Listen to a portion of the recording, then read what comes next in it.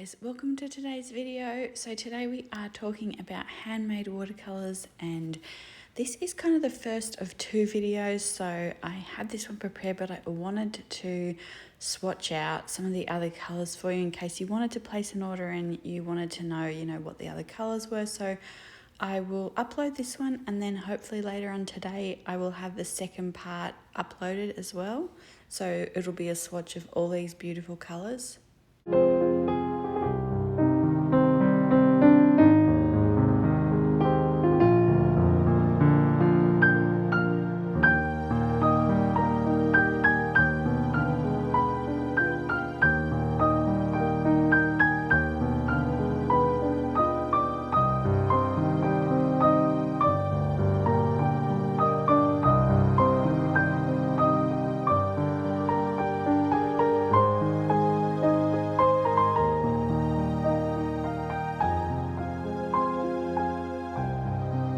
So the colours that I have collected, I think in this haul are mostly from Nibs Watercolors or Nibs Pens and Ink and Beam Paints and Little Reverie Studio and TCW Paints. So the Beam Paints one are on this beautiful, they're gouache, and they're on this beautiful swatch card, and you can get that just kind of as a postcard sent. So it's like a little palette.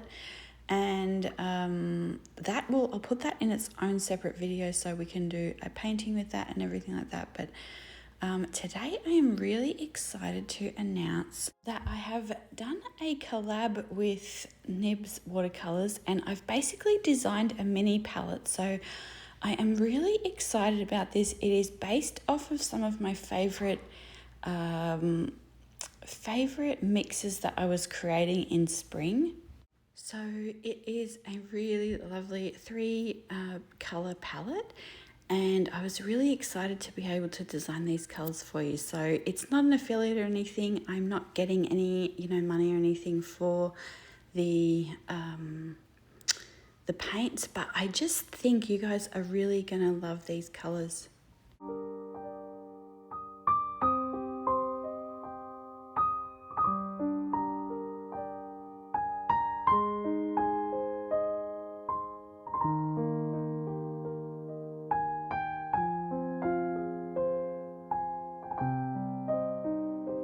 So I will swatch the colours, and then we will do a painting with them, and then I'll talk you through kind of sort of where the inspiration came from, and how I got to those colours, and then we will do a few colour comparisons as well.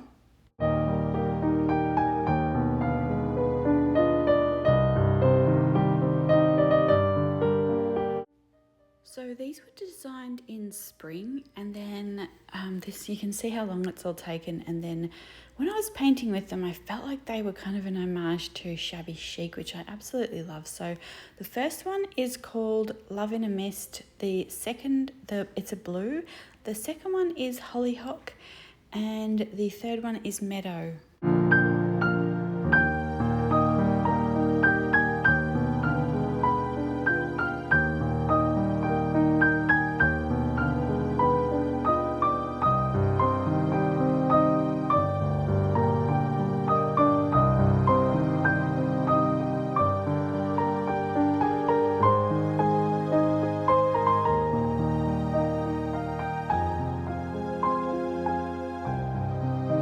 So I've swatched them in this Amalfi Cotton sketchbook, and I compared, so the top one I compared to Compose Green, the Holbein Compose Green.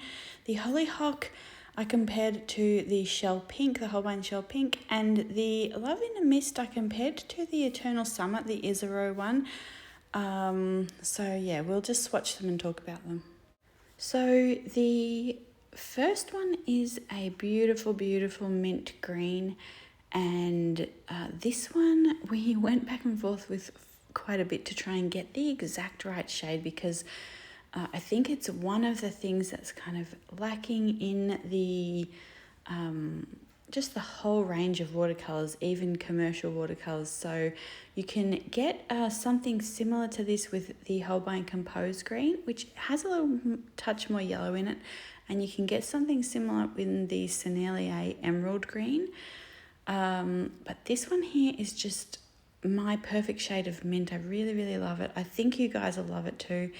And it also, so they all have, you can see here that when the light isn't on them, they don't have the, you know, pronounced shimmer, but when you get the light hitting them just right, you get this really subtle, beautiful shimmer. So you can see here in the Hollyhock, this one is kind of like an antique rose color, so it's a little bit more muted than the shell pink, which I really love. So yeah, the Hollyhock is kind of from a favorite mix that I was doing of shell pink and the Daniel Smith Interference Lilac.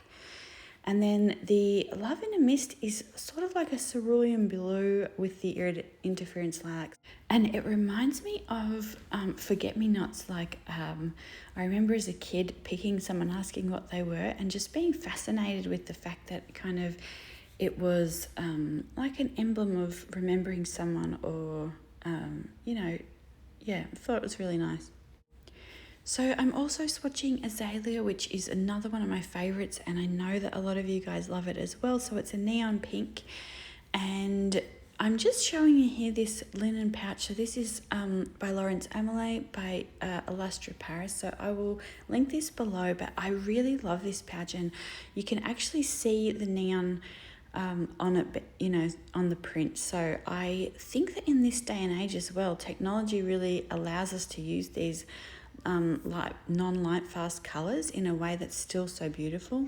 The last one I'm swatching is Katia. So if I were to pick some of my favorites, these two would definitely be there, and also Copenhagen, which I know she just restocked as well. So yeah, I just wanted to show you those, and now we're going to do a sketch with them.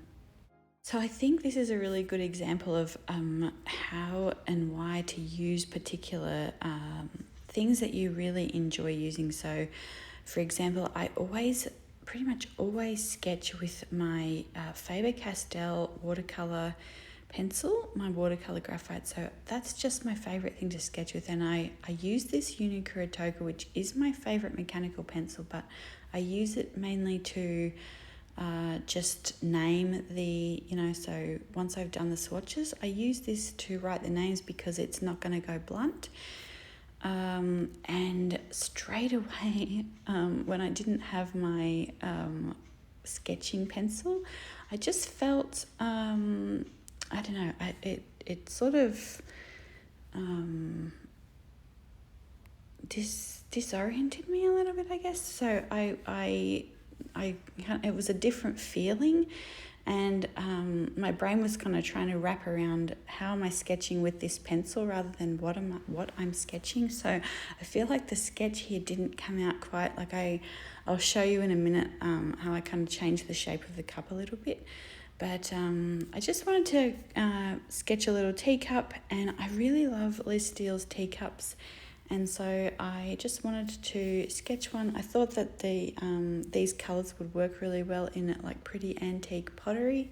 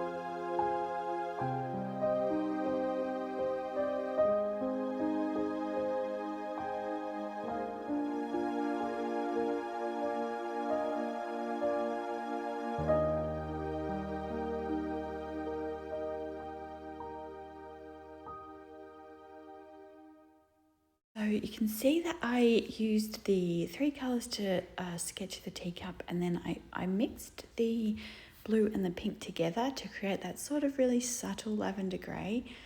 And I'm using the FW Shimmering Green Ink. This is one of my favourites, so I debated whether or not to use the Winsor & Newton Gold ink for a little bit more contrast, but I will link a couple of blog posts below where you can see that my favourite way to do colour is really soft, subtle, really textural layers, I guess, of contrast. So, but then you can see there that it was like missing something, so I added in some of the azalea and the cattia, and I do go back around the kind of the sketch, sort of the teacup shape was bothering me a bit. I wanted it to be a little bit more curved out at the top.